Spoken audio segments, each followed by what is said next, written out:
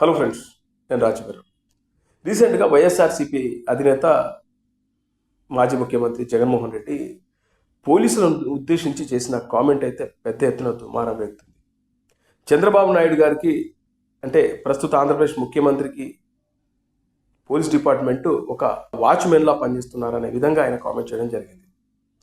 అలా పనిచేసే పోలీసులు ఎవరైతే ఉన్నారో వాళ్ళందరినీ మేము గుర్తుపెట్టుకుంటున్నాం, వీళ్ళందరినీ బట్టలు ఉడదీసి కొడతామనే విధంగా ఆయన కామెంట్ చేయడం జరిగింది.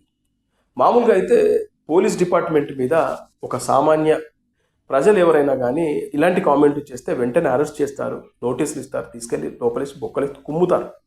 ఒక పోలీస్ డిపార్ట్మెంట్ని కించపరిచేలాగా ఇంత దారుణంగా మాట్లాడితే ప్రభుత్వాలు ఏం చేస్తున్నాయి, చంద్రబాబు నాయుడు గారు ఏం చేస్తున్నారు, పవన్ కళ్యాణ్ గారు ఏం చేస్తున్నారు, అసలు ఆయనపై చర్యలు ఏవి, హోంమంత్రి ముఖ్యంగా హోంమంత్రి ఏం చేస్తున్నారు అనేది ఇవాళ సామాన్య ప్రజానిక మాట్లాడుకుంటున్నారు. సామాన్య ప్రజలు పోలీసులపై ఏ ఒక్క మాట మాట్లాడినా పోలీసులను కనీసం ఎదురిస్తే ప్రశ్నిస్తే వెంటనే పోలీసులను ప్రశ్నిస్తావరా అని చెప్పి వాడిని కొట్టడమో లేదంటే తీసుకుపోయి బొక్కలు వేయడమో జరుగుతూ ఉంది.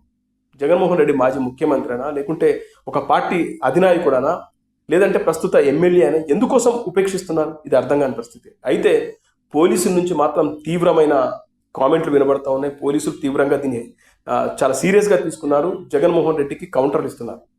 పోలీసు సంఘాలకు సంబంధించినటువంటి అధ్యక్షుడు శ్రీనివాసరావు కామెంట్ చేశారు, జగన్మోహన్ రెడ్డి గారు ఈ మాట వెనక్కి తీసుకొని క్షమాపణలు చెప్పకపోతే ఊరుకునే పరిస్థితి లేదు అంటూ ఆయన కామెంట్ చేయడం జరిగింది. అలాగే సుధాకర్ అనే ఒక ఎస్ఐ కూడా, రాయగిరి ఎస్ఐ, ఆయన కూడా చాలా తీవ్రమైన కామెంట్ చేశారు. పోలీసులు అంటే ఆట వస్తువులు అనుకుంటున్నావా, ఏదైనా ఫ్యాషన్ షో అనుకుంటున్నావా, బట్టలు కూడా తీయడానికి అని చెప్పేసి చాలా సీరియస్గా స్పందించాడు. అలా కొంతమంది పోలీసులు అయితే స్పందిస్తున్నారు, కానీ ప్రభుత్వంలో ఉన్న వాళ్ళు ముఖ్యంగా హోమ్ మినిస్టర్ దీనిపై ఎందుకు చర్యలు తీసుకోవట్లేదనే మాటలు అయితే వినబడుతున్నాయి. ముఖ్యంగా జగన్మోహన్ రెడ్డి లాంటి వ్యక్తి చాలా సందర్భాలు అతను గతంలో 2019లో కూడా మేము అధికారంలోకి వస్తే ఎవరెవరైతే పోలీసులు ఉన్నారో, ఇప్పుడు చంద్రబాబు నాయుడు గారికి ఎవరైతే ఇలాగే గులాంగిరి చేస్తున్నారో వాళ్ళందరినీ గుర్తుపెట్టుకుంటాం, ఒక్కొక్కరిని మేము ఊరికిన పరిస్థితి లేదని చెప్పి అప్పుడు సీరియస్గా కామెంట్ చేశాడు. ఇప్పుడు మళ్ళీ అలాంటి కామెంట్ ఎందుకోసం కామెంట్ చేయాల్సి వస్తుందంటే జగన్మోహన్ రెడ్డి మైండ్ సెట్ ఒకటే, ఇప్పుడు వీళ్ళని మనం బెదిరించాలి. గతంలో 2019లో మేము అధికారంలోకి రాబోతున్నాం, మీరు ఎవరైతే ఇప్పటి ప్రభుత్వానికి ముఖ్యమంత్రికి మీరు గులాంగిరి చేస్తున్నారో వదిలిపెట్టమని చెప్పినట్లుగానే మళ్ళీ అదే కామెంట్ చేస్తే మళ్ళీ మేము అధికారంలోకి రాబోతున్నాం అనే సంకేతాలు జనాలకు ఈ పోలీసులకు పంపిస్తే పోలీసులు ఇప్పటి నుంచి చంద్రబాబు నాయుడు గారికి కాకుండా మనకు కొంచెం అనుకూలంగా ఉంటారు. కొంతమంది ఎవరైనా పోలీసులు ఉంటే వాళ్ళు మన వైపు వస్తారు, ఎందుకంటే జాగ్రత్త పనులు ఉంటారు కదా, అయ్యో ఎందుకు వచ్చిన పీకులాట, మనం మళ్ళీ ఈ ప్రభుత్వం మారిపోతుందేమో, జగన్మోహన్ రెడ్డి అధికారంలోకి వస్తారేమో, ఆయనకు అనుకూలంగా ఉండాలి, లేదంటే మనకెందుకు తలకాయ నొప్పులు అనుకున్న వాళ్ళు ఉంటారు. కాబట్టి వాళ్ళని ఉద్దేశించి ఈ కామెంట్లు చేసినట్లుగా అర్థమవుతుంది. ఇవాళ మనం స్వేచ్ఛగా తిరుగుతున్నాము అంటే పోలీసులే కదా మనకు రక్షణ ఇచ్చేది. అదే పోలీసులు నీకు రక్షణ ఇవ్వకుంటే నువ్వు ఎక్కడ ఉంటావు? ముఖ్యంగా జగన్మోహన్ రెడ్డి అనే వ్యక్తి ఒక మాజీ ముఖ్యమంత్రి, ప్రస్తుత ప్రజాప్రతినిధి.